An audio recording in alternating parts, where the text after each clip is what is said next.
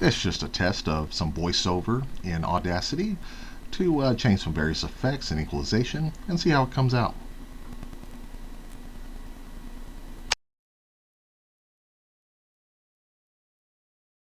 It's just a test of some voiceover in Audacity to change some various effects and equalization and see how it comes out.